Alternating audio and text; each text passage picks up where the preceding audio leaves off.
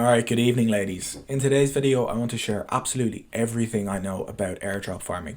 No matter if you're starting out in crypto with zero or just $100 or something, or even if you're been in crypto for a decade and you have a 7-figure portfolio, I think airdrop farming, there's different strategies for different portfolio sizes, but I think everyone should be doing some airdrop farming to some extent. And airdrops are one of the best things in crypto. Who doesn't like getting free money for basically very little work at sometimes? Now, if you've been a follower of my channel for a long time, you would have got a lot of 5-figure airdrops already, such as the Jito airdrop, the Celestia airdrop, even recently the Dimension airdrop, and plenty of others that I've said potentially are worth doing, as well as Blur back in the day.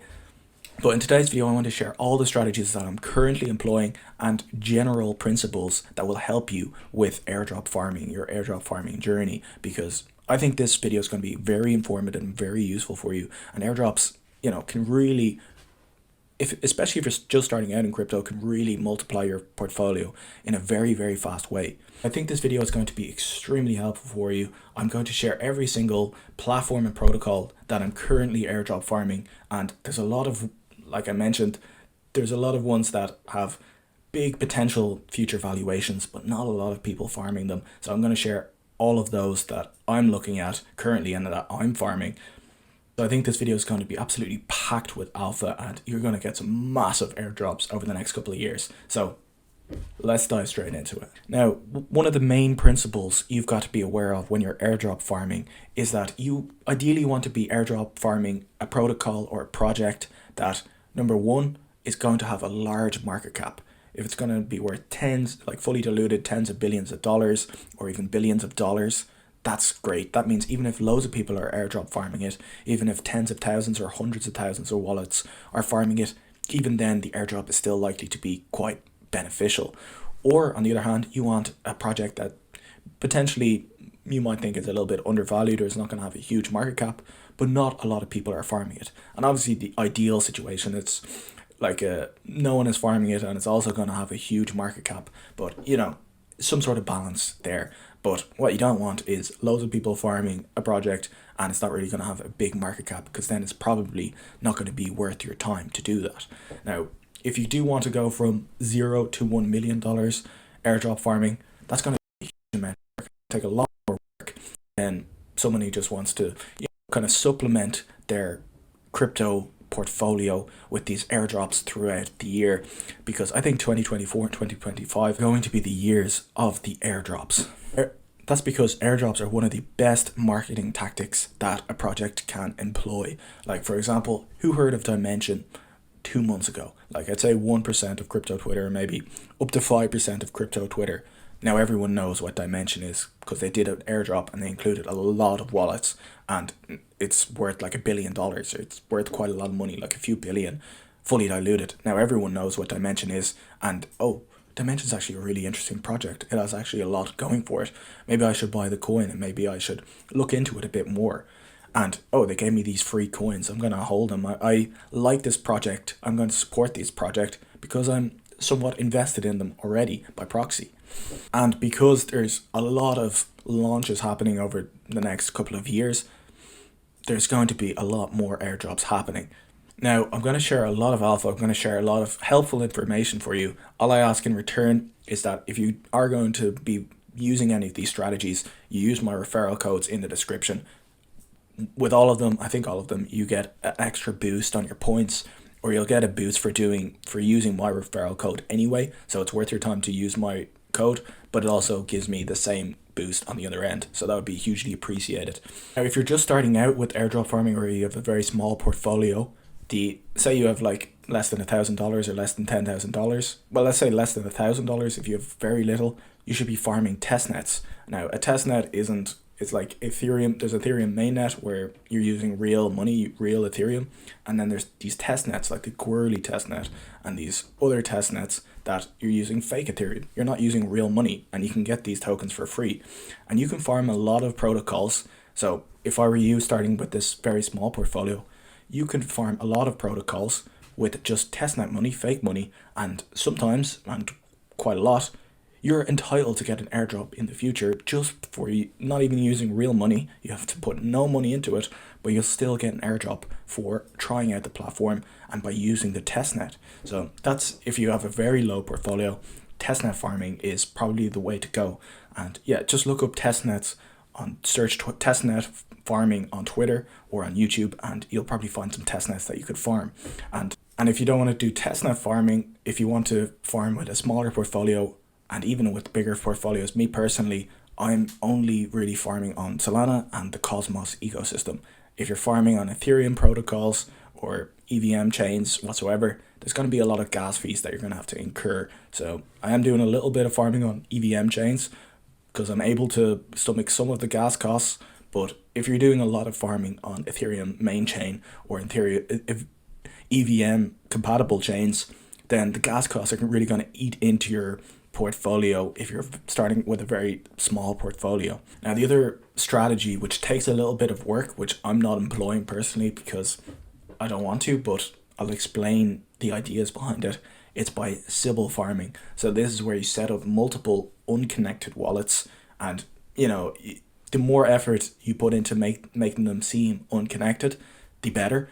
And like a lot of protocols have disproportionately rewarded smaller wallets. Like for example with Jito, people with very small wallets got disproportionately way more coins than people who had very big Solana wallets. So like people who were staking just one Solana got like 10 times as much of an airdrop compared to the people who had like 1,000 Solana. I don't know the exact numbers, but for every Solana they had staked, they got 10 times as much in comparison. Like obviously the person who had 1,000 Sol got more than them, but comparatively they got way more. So someone who set up 100 different wallets, 100 different Solana wallets, all getting funded from different places, they got massive, much bigger Solana airdrops than someone who had the same amount of Solana all in one wallet from the Jito airdrop. The exact same thing happened with Dimension. If you staked Celestia, like I said, but if you staked it across multiple Celestia wallets, you got a much better airdrop. So I think now there's been a lot of fuss. People are starting to kick up and complain that all these Sybil farmers are getting way more than they deserve. So I think in the future, some of these projects won't allow for this Sybil action and just reward people based on how much they have staked in the network, for example, rather than just saying, okay, no matter how much you have in the platform, we're going to reward everyone the same amount.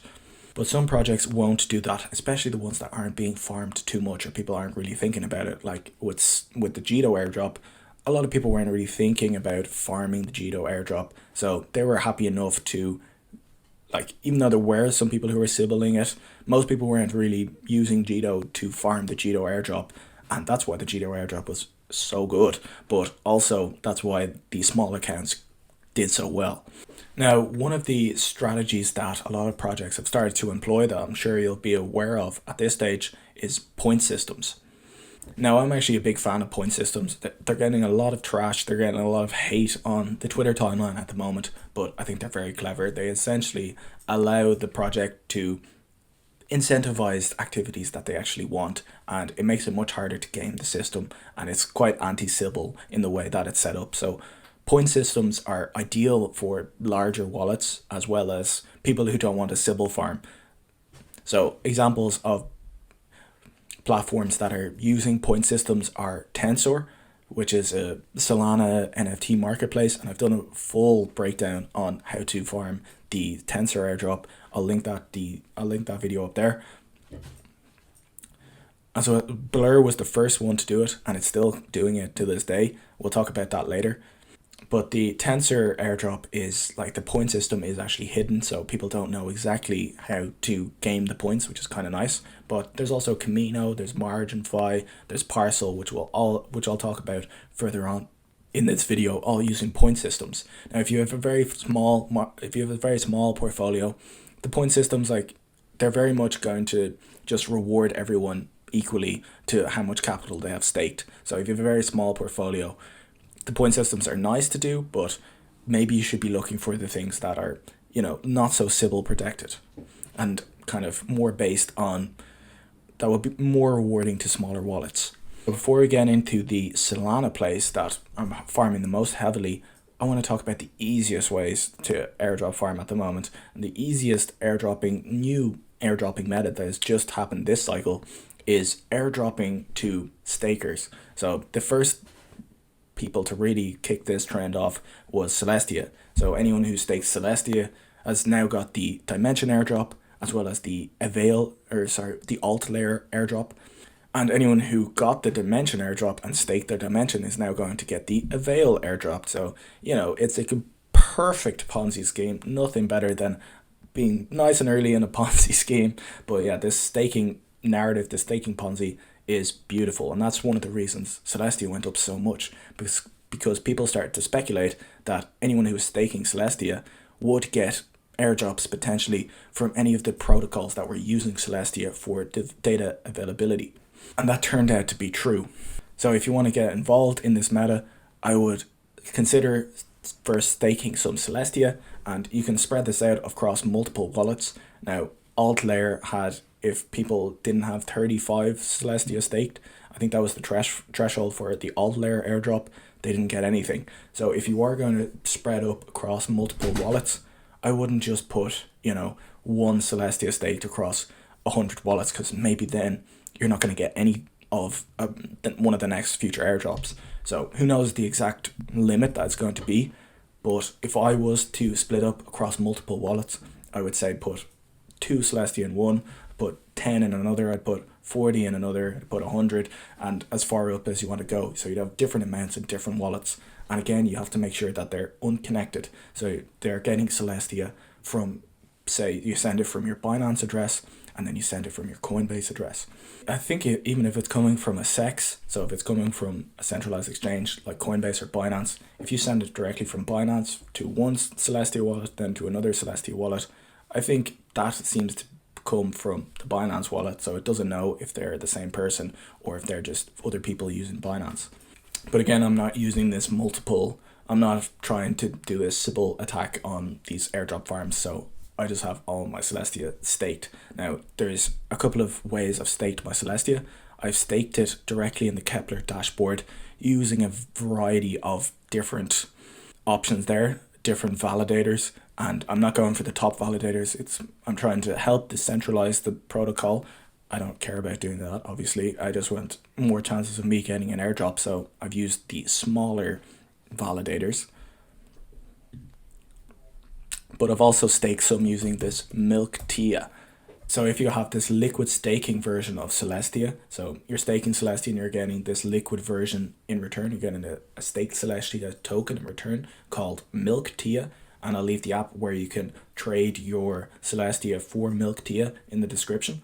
But I'm in the top 2,000 and I don't have that much Celestia staked with them. So, this seems, if you're bullish on Celestia over the next year or two, which I am, I think a protocol like this, remember this is exactly like Jito was for Sol. It's basically a liquid staking protocol for Celestia, the exact same thing that Jito was, and I'm in the top 2,000 in points with, I think, only not a outrageous amount of Celestia staked whatsoever, not a big amount at all. And they have a point system, and all you have to do is stake your Celestia with them. Super easy. And that's one of the airdrops that I like to farm, where you don't need to put hours and hours every day, or you can just do something once and leave it there, do its thing, and then you're going to get a nice airdrop sometime in the future. That's ideal because, crypto takes up a lot of your time. And you've got to value your time, especially in a bull market. You don't want to be wasting too much time. You want to be researching coins. You want to be farming as much stuff as you possibly can. Know what's going on 24/7. So whenever you have the opportunity to do something that doesn't take a huge amount of time, it's something well worth looking into.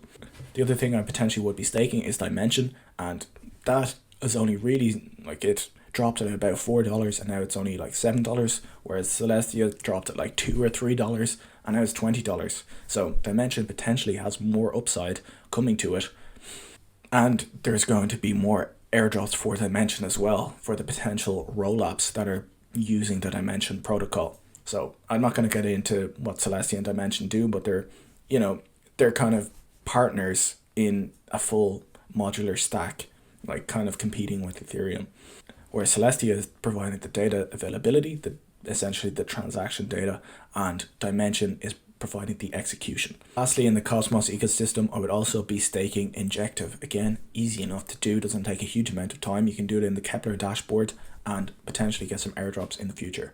Now, where would I be staking with Injective? If I was to stake Injective, which validator would I use? Black Panther Fi have already announced that they're going to be doing an airdrop. Project Talus is the NFT platform, so I would potentially use that if I wanted to farm, like if I was bullish on Injective NFTs. And I would also use the Helix app, which is a leverage trading app on Injective. So if you want to find out more of them, I did a full Cosmos deep dive on airdrop farming on Cosmos, and I'll leave that whichever side for you if you want to dive a bit deeper into that. And there's also plenty of test nets that you could farm on Injective as well, and I mentioned them in that previous video if you have a smaller portfolio. Now you're probably starting to think, oh god, if I'm airdrop farming all these different protocols, how am I going to remember where everything is, what projects I have my money invested in, where I've done things, where I'm probably likely to get an airdrop? If you are going to be doing this across a lot of different projects and platforms, it's very important that you have this organized. I have it organized in an Excel file, and I'll show you kind of an example. You can see at the bottom, I have different sheets for different chains that I'm farming on, and then within those sheets I have the different platforms that I'm actually using within those chains and which I'm farming on. Now the next new meta this year, well, it's happened before, but I think this is really starting to kick off now in this bull cycle, is actually projects airdropping to NFT collections, because it's hard to Sybil if you like it by owning an NFT collection. Now why are projects doing this? Particularly Pudgy Penguins and Mad Lads have been the projects that have gotten loads of airdrops recently. They were qualified for the Dimension airdrop. Now why do you say Pudgy Penguins and Mad Lads?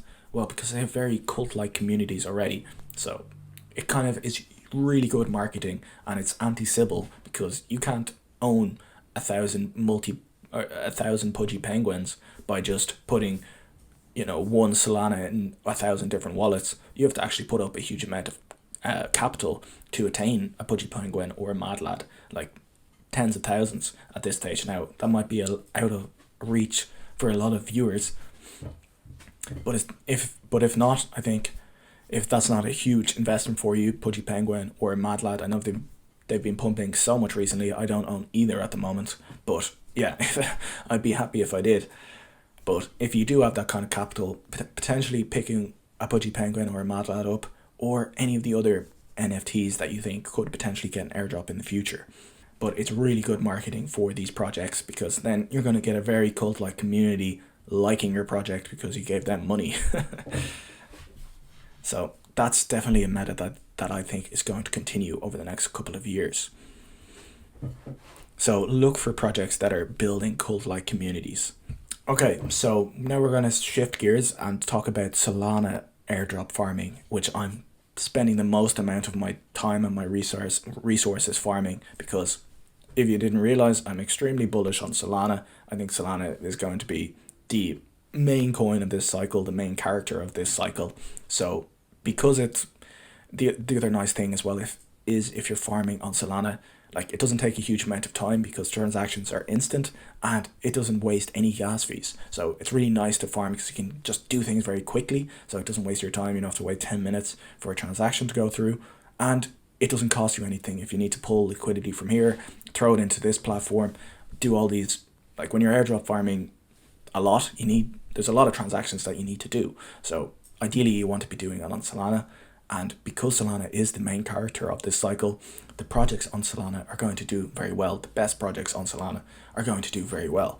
So I've done a very deep dive onto Tensor. I mentioned that already, but that's the one I'm farming the most. So potentially look into doing that. But one I haven't talked about as much, but I think is under farmed, but it's going to have a big fully diluted valuation. So a bit of alpha here, or what I think is going to help anyone a lot, that it doesn't take a huge amount of effort to do either, is PARCL. And PARCL is essentially a real estate derivatives platform. So it fits into the real world assets narrative, which a lot of people have been hyping up. And we're going to look at what the market cap of PARCL is, even though it hasn't launched yet. I do think it's potentially undervalued and quite easy to farm, and not a lot of people are farming it. Like, you can get into the high ranks of farmers quite easily and quite quickly. I'm going to share exactly my strategies on farming Parcel, and I think this is going to be very helpful. So Parcel, like I said, is a real estate derivatives platform. Basically, you can long or short real estate markets across the world. So for example, you can short London, or you can long New York, etc., stuff like that. And there is no like Web 2 product that you can do this. You can't bet on the price of real estate unless you want to just buy a REIT. You can't really short real estate. You can't really long real estate easily unless you want to buy a REIT, like I said, or you want to actually go and buy or sell a house, which obviously a lot of people don't want to do.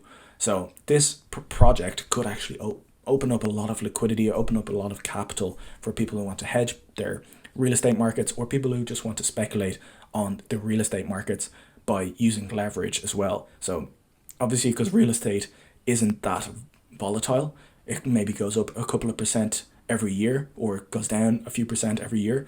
Obviously, a couple of percentage points in a year is not really worth anyone's time when the inflation rate is 10% or something. So obviously, if you want to trade real estate, you're probably going to have to use leverage. So that's what Parcel offers. So it's actually a really compelling project, and not very many people are looking at it right now. So how do you farm this? There's two easy strategies, not very much you need to do.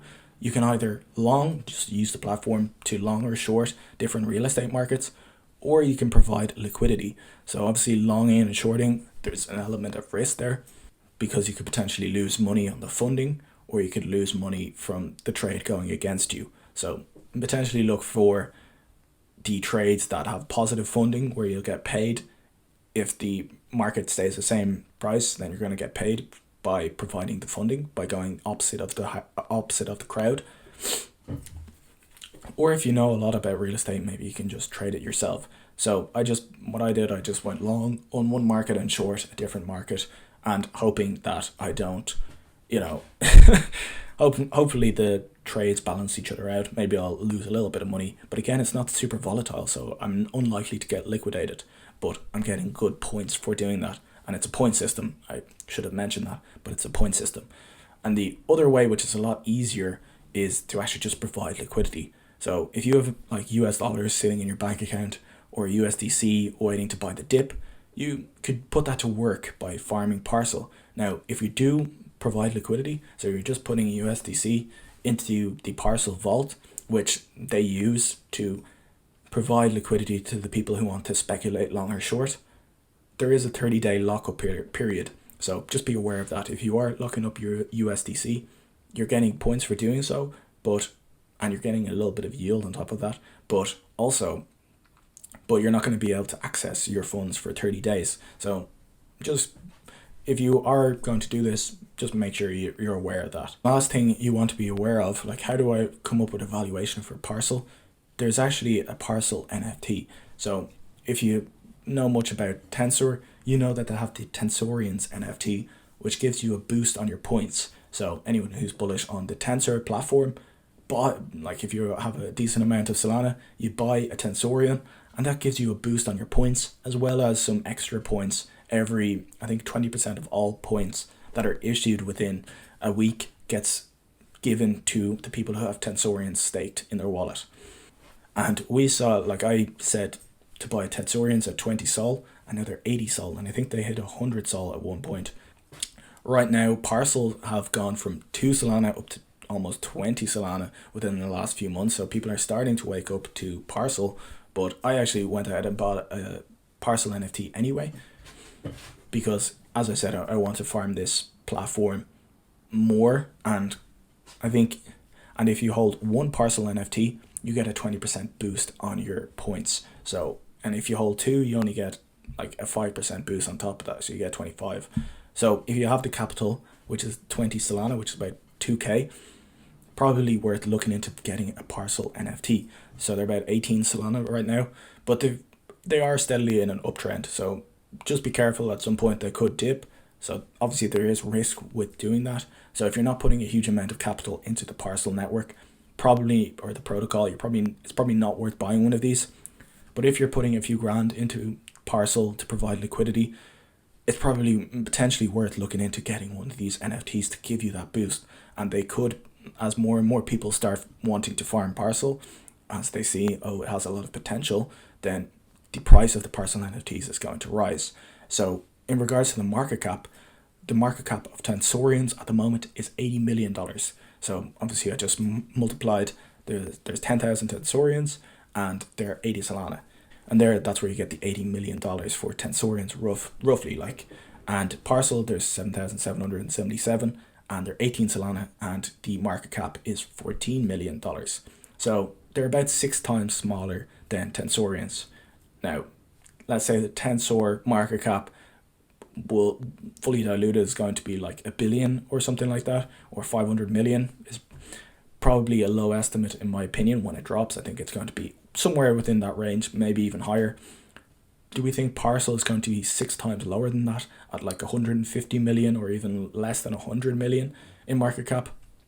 Probably not. So there's a 6x discrepancy from Tensorians, which I'm quite bullish on as well, and Parcel NFTs. So that's kind of the way I have it estimated in my mind. So that's why I was comfortable enough getting a Parcel NFT at these prices.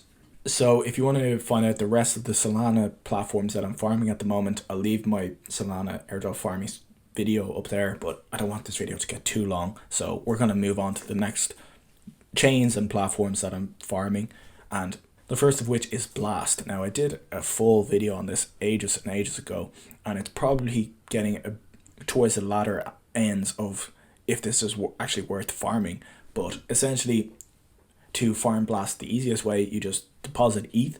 I'll leave my referral code again. If you want to use Parcel, referral code is in the description, but my Blast referral code is in the description. You just send a bit of ETH or US dollars, USDC to the Blast address, and you're going to get points for doing that. Now, I think the better strategy potentially, if you want to farm Blast, which is the airdrop is going to happen in May, or so they said the airdrop's going to happen in May, is potentially buying the Blur token. So if you don't know what Blast is, it's created by the same guy, Pac-Man, who's an absolute chad, really, really smart guy. He's the same guy who created Blur, Pac-Man, and Blur obviously has become the top NFT marketplace on Ethereum, and he realized the gas fees are really kind of annoying his users on Blur, on the Ethereum network, so he's created his own layer 2.